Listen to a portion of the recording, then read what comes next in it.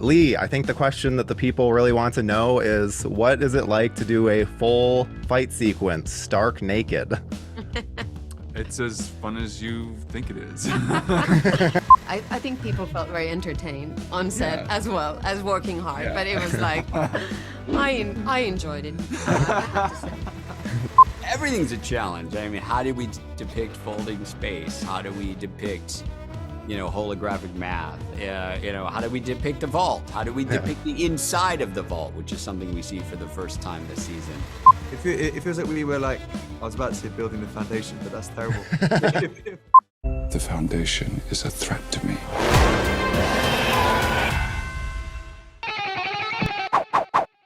Lee and Laura, I love your dynamic on the show, especially where it goes this season. But Lee, I think the question that the people really want to know is, what is it like to do a full fight sequence, stark naked?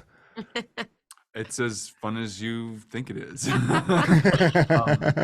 Yeah, I had a great time. We really worked hard on preparing it, and it was Alex Graves who directed the sequence. We had a great set, we had beautiful light. It was a really fun few days, and we knew what we were doing, and then we just kind of stripped down and go for it.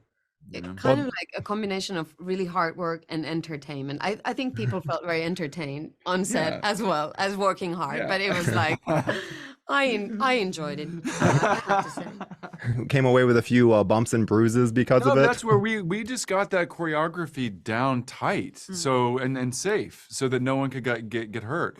We worked on that for like a month and a half. Every day for a couple hours. Me and the stunt guys working it out, thinking, this could be a bit cooler, or when I come around, I had bruises up and down my arm, but after doing it for a while, it's like a dance. It's like you get it pretty slick. So there was, I felt very safe to doing it. And, if you're going to be doing it naked, you don't want to, fall flat on your face. That's, you want to avoid that. Yeah. When they're filming you naked doing it.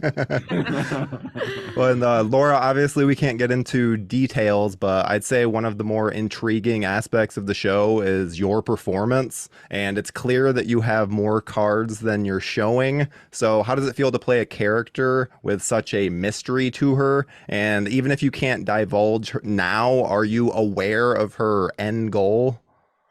I think for an actor is like the best thing is to have a character with secrets, because it gets fun, because then you're kind of like there, you can play with the moments, like when is there a moment when they kind of like reveal the secret or tiny bit of it, or when it's a game, and then it's kind of like the audience will never know exactly like where it's like it's the most fun when you can kind of like.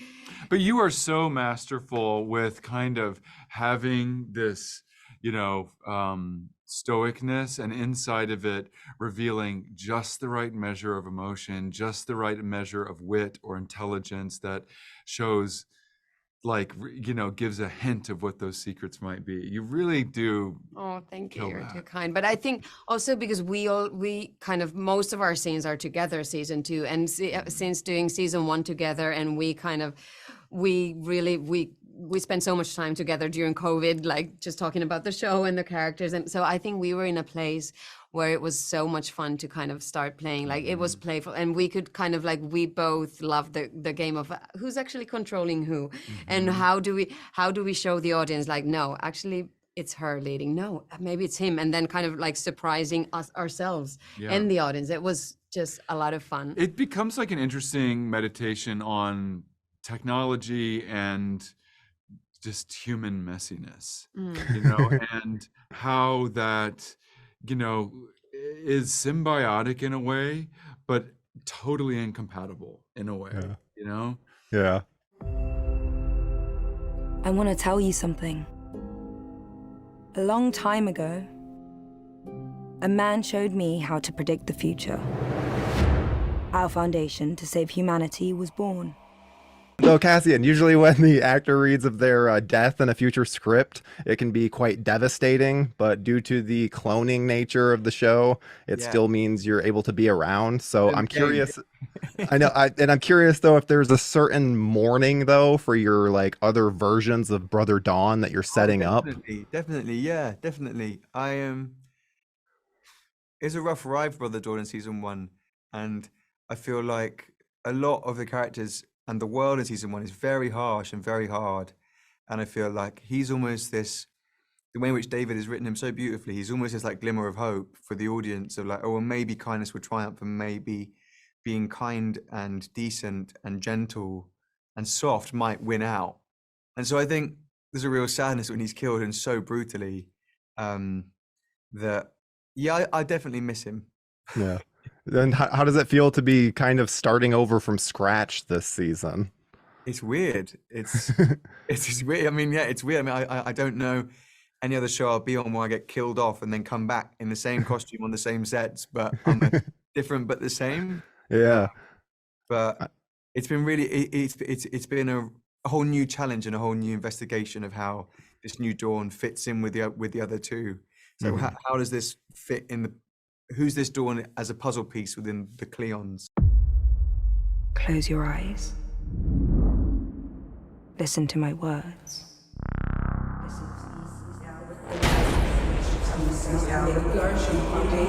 David, first of all, it's amazing what you've been able to accomplish with the show. Is there anything that you've had trouble translating, like visually from word to screen? I mean, like everything. Everything's a challenge. I mean, how do we depict folding space? How do we depict, holographic math? How do we depict a vault? How do we depict the inside of the vault, which is something we see for the first time this season? It's a challenge, but that's also part of the fun and the head scratch. The inside of the Prime Radiant was just mind blowing. I mean, that was just a massive head scratcher. That was 4 individual sets. We had to build them in miniature so we could visualize it, and that was a big pain in the ass. I can imagine. So with Asimov's original work being from the 50s, how do you approach like changing things to fit modern television and still trying to keep it the essence of what makes it like Asimov's foundation? Well, that's the central challenge. You've hit the nail on the head, right? You have to identify what you think are the core characteristics of Foundation. And, I wrote down a list of those and I presented those to Robin Asimov, his daughter, who's the keeper of the estate. And I said, did we get these right? Are we in agreement? These are the essential things to make Foundation. And then you say, okay, we're in agreement on that. But the audience, when Asimov was writing these stories, it was 75 years removed from today. AI didn't exist. Genetic engineering didn't exist. There were so many things that didn't exist. And the best science fiction acts as a mirror reflecting back on today as an allegory. So you have to say, what are the elements? What are the anxieties that humanity is experiencing? And let's see if we can map Foundation onto those so that it's relevant for today's audience. The audience when Asimov was writing was almost entirely male, and the global viewing audience of all these streaming shows is 52% female. So that was an obvious thing we had to adapt in order to make it relevant for a different kind of more expanded audience. But that's the challenge.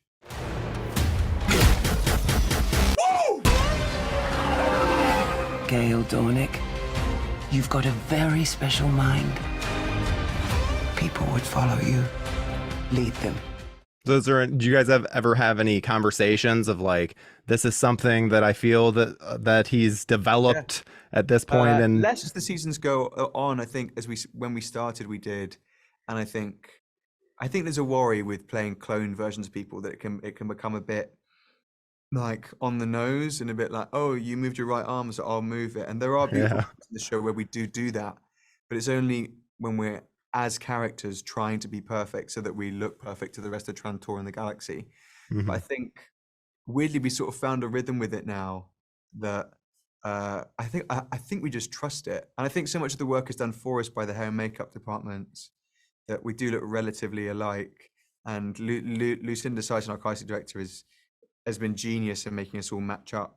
So I think a lot of the other departments help us, but I think by this stage we sort of just copy's the wrong word, but we sort of just bounce off each other. That's one of the most interesting aspects, is seeing just how much the little bits of Lee Pace's performance that you can see in yours, and then same with Terrence Mann, where it's very clear of like just the that little. Means a lot, because I think we're reaching for that, but it's so nice to hear you say it.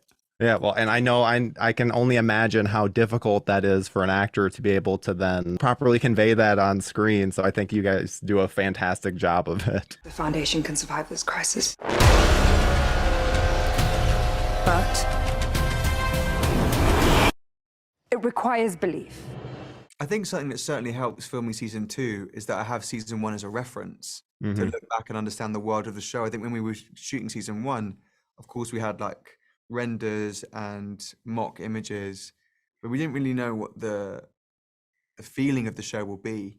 And now sometimes when I would when I went to set on season 2, watch episodes the night before, or to try and understand, try and get back into that place of, okay, this is the tone we're going with. And but I say that, and season 2 is so different to season 1. Yeah. Much more.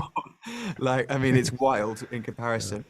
It feels like we were like, I was about to say building the foundation, but that's terrible. It feels like we were sort of like building the sandbox in season 1, and now we get to just mess around in season 2 and have fun with these characters and spend so much more time with them. It's just been a joy. I've had the best time.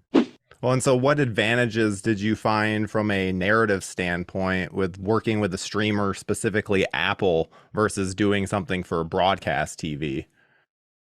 Well, I knew it was going to be a serialized show. And fortunately, Apple TV Plus was excited about the prospect of a show that was a slow burn, that was going to take its time. I mean, they're certainly hoping it's a show that will last for 5, 6, 7, 8 seasons. And that was my aspiration. They didn't want to do 2 seasons and done and 2 seasons and out. So if the audience is there, I know that the hope is that we'll be able to continue the story for a long time, that it will be an anchor of their platform. The finale, which we obviously can't get into details about, it seems to very much lead into another season. So do you have a 5-season plan for this? I have an 8-season roadmap. 8? So we'll see if we ever get there. But yes, I've got a document, 4 or 5 pages that map out everything. And we've deviated from it a little bit, but I would say we're still sticking to it about 90%. Yes, 100%. I know all the big moves of season 3 and season 4. And as we get farther out, they get a little less detailed. But absolutely, they're definitely seeds that I'm planting that would play out in future seasons. And how much? Quite obvious by the end of this season. Yeah. Well, and how much do you let the actors know in terms of things that then it might inform their character or their performances, to where it's like, well, we'll let them know like this is going to happen in season 3, so we don't want them to do this in season 2. Not as much as they would like. I don't like them playing the future. They unlike some of our characters, they don't have access to psychohistory or the prime radiant. So I don't like them to know too much. Well, awesome. Thank you so much. This has been great, David. You have a wonderful day.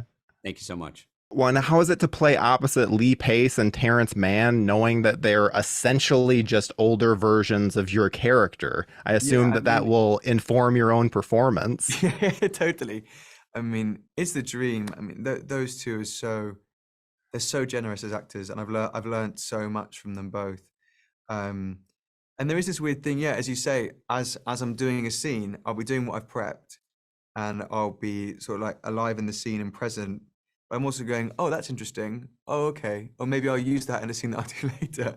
You're sort of watching them both as Dawn, but also as an actor, thinking, oh, well, maybe I can emulate that. But I think now we've worked together for such a long time, you sort of just learn by osmosis.